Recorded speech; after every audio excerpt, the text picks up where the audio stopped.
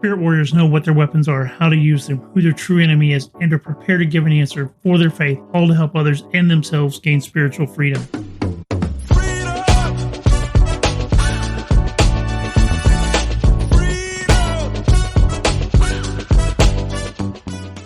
Spirit Warrior here. Welcome to episode number 5 of Unleashing Spirit Warriors, the show that is dedicated to sharing biblical truths and personal experiences in spiritual warfare, and will teach you how to be for Him if you choose to do so. In this episode, Pastor Ray is back with me in studio, and we'll dig a little deeper into the legal rights thing we touched on in the last episode. If you missed my first interview with Pastor Ray, I would encourage you to go back and listen to episode number 4, where he talks about how and why Christians can be affected by demons. Pastor Ray and I have discussed the things that he wants to cover, and we've decided we'll come back for a few more episodes so that we can cover more subjects in detail. Some episodes may be a little shorter than normal, but we'll be able to go much deeper on specific subjects. Be sure you're watching for the next several episodes so that you can hear everything Pastor Ray has to share with us. For those of you who were not with us here with the last episode, Pastor Ray is a deliverance minister who's been doing deliverance for over 20 years and has a lot of experience taking on the enemy head-to-head. I can assure you what Pastor Ray does is real and effective. He's helped me through deliverance from depression, anger, and many other things over 10 years ago, and I haven't had a serious problem with any of them since.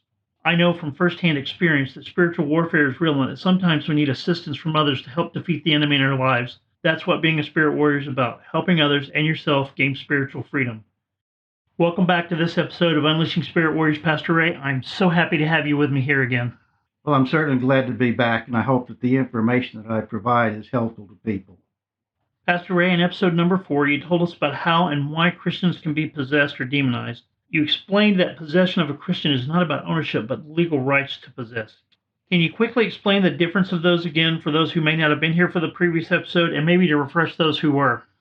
The last time we dealt with 2 false arguments that mislead Christians into thinking that they can't be pressured by demons or demonized. The first was that possession means ownership. That's totally false and absurd. The key issue of possession is legality, not ownership. The second was the same vessel argument. But because man is a tripartite being, demons are not in the same part of man as Christ and the Holy Spirit is. The more research I do on spiritual warfare, understanding the enemy, how he operates, seeing the effects in people's lives, the more convinced I've become that God has placed rules in this universe that every living creature must abide by. That means humans, angels, demons. We all have to play by the rules. From what I can see, this means at least 2 things. The first being that free will choices are respected by both God and the enemy. God's a gentleman. He's not going to force you, trick you, or deceive you into a choice. The enemy, on the other hand, will do just that. He's going to trick, deceive, anything he can do to moving your free will choices to him and away from God. I think if everyone knew the full truth of the consequences of their sin before they did it, chances are pretty good they wouldn't do it no matter how much pleasure they got from it in the short term. The second thing is that the universe is run like a big legal system. For example, if you were to say something like, "I hate you, God, for allowing," and fill in the blank, or "I'm so angry with you, God, that I will never have anything to do with you again because you," and again, fill in the blank, leaves an open door to the enemy or gives a legal right to the enemy because you willingly turned from God by your words and actions. Now, if over time you turn back to God but don't specifically renounce those things you willingly said or did in the hours, days, or even decades earlier, then the enemy still has a legal loophole. I think the enemy can stand before God and say something like, yes, he said he was sorry for the things he did, but he did not specifically say, "I renounce and repent from my hate of God," or saying that I hate you. So I still have some access to this person because they did not willingly renounce what they embraced in the past. This may not be true in every case. Just like in our own legal system, lawyers aren't going to stand before a judge and point out every little thing that was said. So just saying you're sorry and repenting in general may be enough, but if the enemy decides to exercise that loophole, you may never understand why you're still being attacked when you thought you'd ask for forgiveness and taken care of things. Because of these things I've learned, I've been teaching for a while that people must be targeted and specific in our prayers for ourselves and others. In a future episode, I'm going to talk about this in more detail, why those prayers are important, and show you how to form a battle plan and execute that battle plan using targeted and specific prayers. For now, our focus is on the legal rights. So, Pastor Ray, what are your thoughts on the things I've outlined here about free will choices, that things operate like a legal system, and that every creature in the universe has to abide by the rules that God has put in place? God created in an orderly process. We see that in Genesis. Creation is bound by laws of physics, chemistry, thermodynamics. Also, after the flood, God set the seasons. We see that in Genesis 8:22. In chapter 1 and 2 of Job, the devil has to get permission from God to strike Job. In Revelation 12:10, we see the devil is the accuser of the brethren. He argues in heaven like a prosecutor. God gave man his laws in the Ten Commandments and revelations to the prophets. Failure to obey brings God's judgment.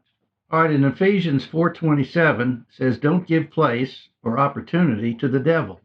So how do we give place to the devil? Devil has a three-pronged attack on man: legal rights, strongholds, and domination. This teaching will deal with the first of these, legal rights. So let's look at a definition of a legal right. The first thing that you deal with in deliverance is legal rights. You don't go anywhere in deliverance, deal with anything until you have dealt with legal rights. This is what the devil was seeking in his attack on Job. You come into the world with a hedge of protection, innocence. The devil looks for something that you do or what someone else will do that allows him to attack you. The devil knows all the rules to get at us. We lose when we don't know them as well. Legal rights are the entries of the evil, the ways the demons actually enter a person. It's how they get in. You have to deal with the demonic option. The demon may not come in when a sin is committed, but wait and bide his time for later when the sin is stronger. The legal right must be broken to cancel the demonic option. So let's look at how our legal rights obtained by demons. There's principally two ways. The first, personally contracted. That is, by you. You opened the door, you sinned. The second one is granted by authority. Authority by parents, school people, employment, government, military. This exposes a lie that sin only affects the one who committed it. So now we're going to look at the types of legal rights or entries. There are thousands of entries, but basically 7 that the devil uses most frequently. They are a combination of things that you do and what others do. The devil doesn't arbitrarily get anyone. They fall into 3 basic categories. The first category we're going to look at is volitional entries. This involves the will, things that you do that open you up to the demonic. First is willful sin, things that you've done in rebellion to God, cognizant transgression against the will of God, deliberate spiritual rebellion. You chose to defy the grace of God. I've heard demons of rebellion boast that he has a legal right to everyone. Romans 3:23, we see, for all have sinned and fall short of the glory of God. The second in volitional entries is addiction. That's a bondage that controls. Example would be drugs, alcohol, pornography. It involves the surrender of the will. When you neutralize the will, the devil has a legal right to enter. Through mood-altered states, like through drugs or alcohol, one becomes subject to demons who are always looking for ways to circumvent the will, because by shutting it down, it stops the process of volitional resistance to them. Addiction is a slow form of death. Each addiction is a potential door to the devil. Now we're going to look at spiritual entries. We just looked at volitional entries. Now we're going on to the second part of spiritual entries. The first is involuntary hereditary transference. That's a very complicated term for something that referring to generational sins. You had no control over it. The legal right is involuntary, the result of someone else's actions. It's hereditary. It passes on through the spiritual DNA and transferred in perpetuity, generation after generation, until someone breaks it. It's found in ancestral generational curses brought on your life through the sins of the bloodline of your family. For examples, let's look at Exodus 20, verse 5, second part, and also Exodus 34, verse 7. Exodus 20, verse 5, it says, for I, the Lord your God, am a jealous God, visiting the iniquity of the fathers onto the children to the 3rd and the 4th generations of those who hate me. In Exodus 34, 7, we see, keeping mercy for thousands, forgiving iniquity and transgression and sin, by no means clearing the guilty, visiting the iniquity of the fathers upon the children and the children's children to the 3rd and the 4th generation. The phrase 3rd and 4th generation is a figure of speech that means something that goes on and on. It does not stop at the 4th generation. Here we see that the iniquity of the fathers is passed on to the children of the 3rd and the 4th generation. This is not the sin of the fathers, because a person is only accountable for their own sin.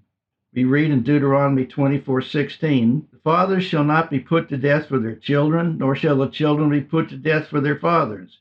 A person shall be put to death for his own sin." Iniquity is not sin, but the evil consequences of it. It is the demons and curses that were a result of some sin. So, sin is not passed on, but demons and curses are.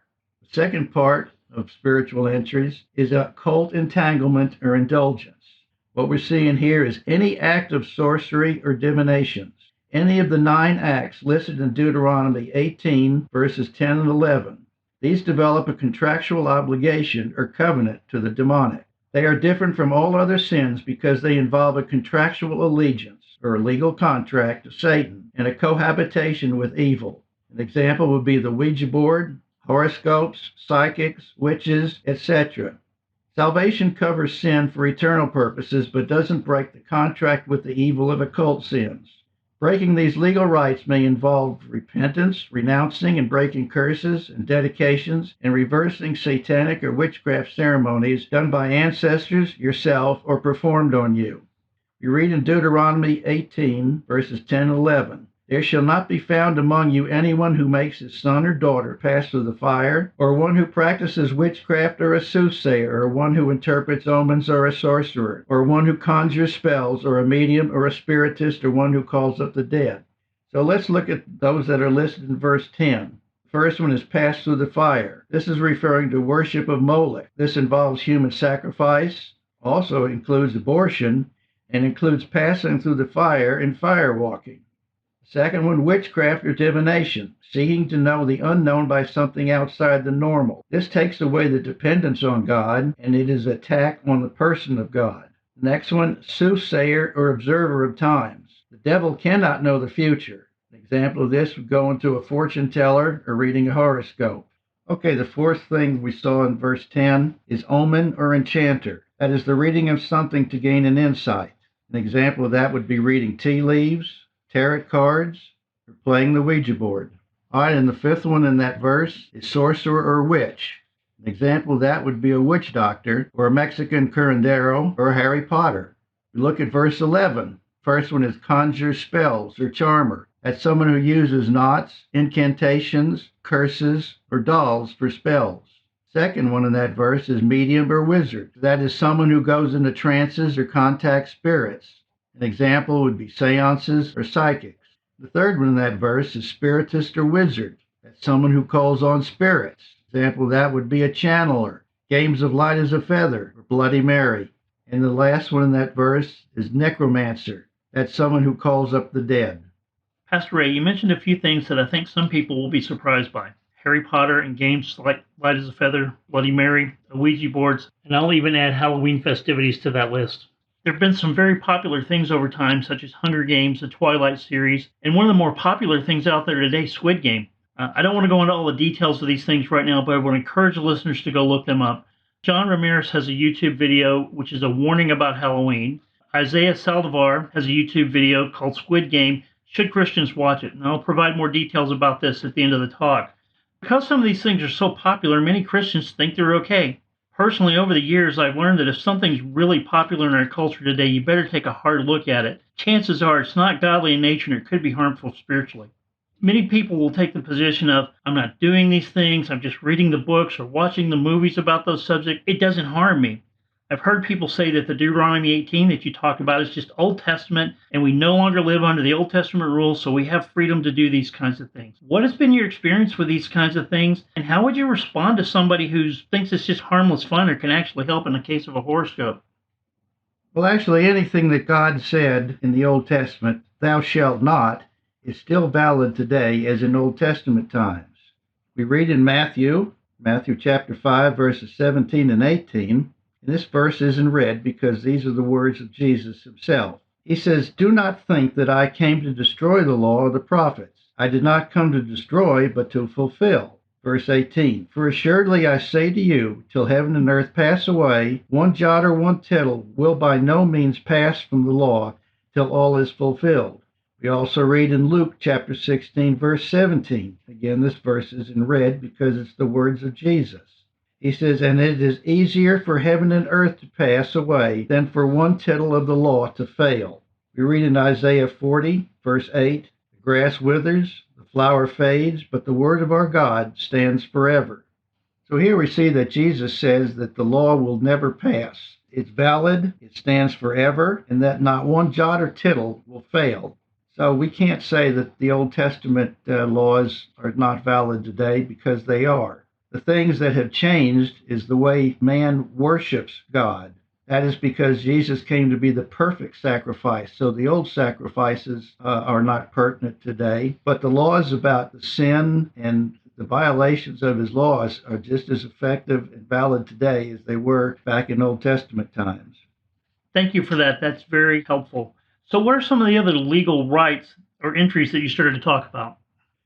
So in our look at legal rights, we've looked at volitional issues, spiritual entries. Now we come to emotional entries. The first one of that is abandonment, the neglect, mistreatment, or abdication of responsibility by those in authority, like parents. When one who is in spiritual control abandons their responsibility, then this gives Satan a legal right and carte blanche authority over those who are abandoned.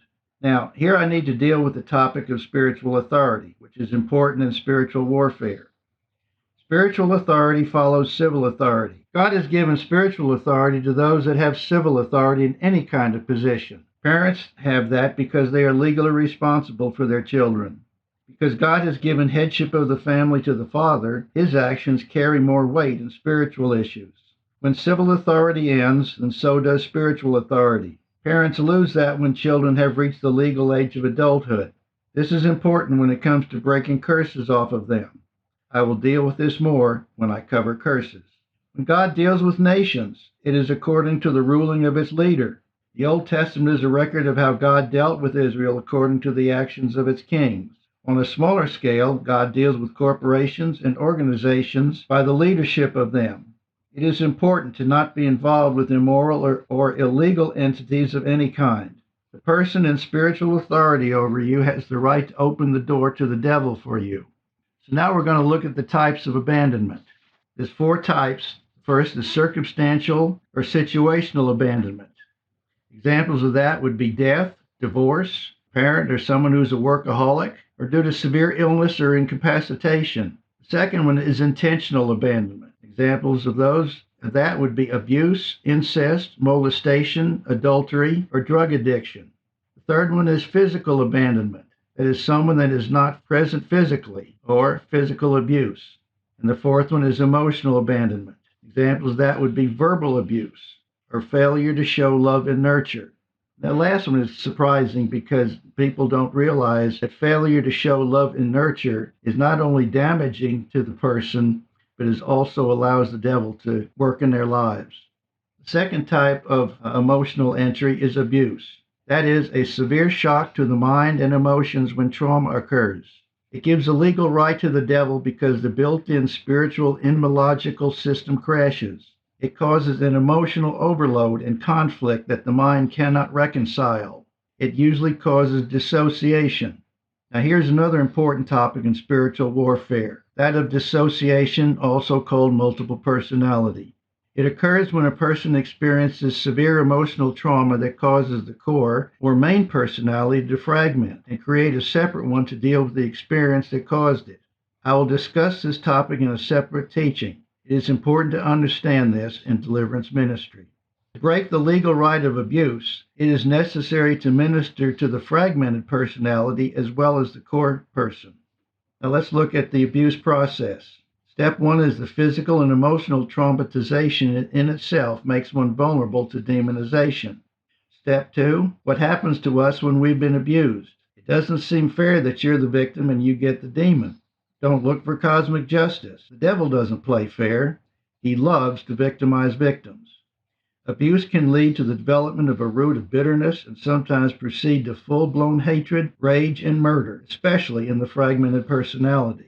And the third example of emotional entries is soul ties. That is an emotional tie with other persons created through family or close association and friendship in situations of romance or employment. In employment, they can be created with a supervisor or a subordinate due to the issue of legal authority. They are a doorway for curses and demons. So be aware of the connection between curses and demons. Demons carry curses. That's how the evil is worked out in a person's life. If you have a curse working in your life, then you have a demon that carries it. Christians can not only have demons, but they can be cursed also. Be alert to evil activities that may come from curses. We will study curses in a separate teaching. Thank you so much, Pastor Ray. Once again, you've given us a lot to think about. I suspect that there are many people listening to us who need to take a serious look at their own life, their family history, and actions to find evidences that the enemy may have legal rights to some parts of their lives. Before we close out this episode, I wanted to point out some resources that I mentioned earlier that you may find helpful. The first resource I mentioned was John Ramirez's YouTube video, A Warning About Halloween. If you're not familiar with John Ramirez, he's a former Satanist who was very deep into the occult and darkness. He considered himself to be Satan's son and carried out many activities in the name of Satan.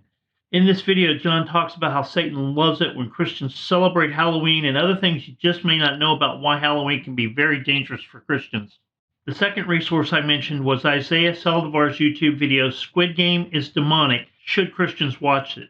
It's my understanding that Squid Game has become one of the most watched shows ever on Netflix. It focuses on people who are playing games for cash and gradually becomes deadly and is considered a well-done horror series. In this video, Isaiah talks a little bit more about what Squid Game is and if it's something Christians should really be watching. Isaiah has a website and a YouTube ministry where he teaches about deliverance, how the enemy operates, and has even done live deliverances on YouTube. If you think you may be in need of deliverance or want to know more, just check out his website where you'll find a map of people close to you doing deliverance along with other tools and information to help you fight your true enemy. I'll provide links in the description of this episode to those videos and some additional information you might find helpful. Pastor Ray will be back with us for the next episode, and we'll be talking about strongholds. 2 Corinthians 10:3-4 tells us that for we walk in the flesh, we do not war according to the flesh. For the weapons of our warfare are not carnal, but mighty in God through the pulling down of strongholds. This show talks about the weapons of our warfare. Learning what the strongholds of the enemy are will help you to better understand what weapons you need and how to use them to pull down those strongholds. I hope you've enjoyed this episode of Unleashing Spirit Warriors, and now you have a better understanding of what legal rights are, how the enemy can obtain them, and what you can do about it. You can find out more about this adventure at unleashingspiritwarriors.com. There you'll find links to this podcast, blog postings, a YouTube channel, along with news, updates, and events related to this adventure. If you'd like to help support Unleash Other Spirit Warriors, you'll find a link to the support page there as well. If you've not already subscribed to this podcast or the YouTube channel, be sure to do so to receive notifications when new episodes are released to help you win against your true enemy for yourself and to help others gain spiritual freedom.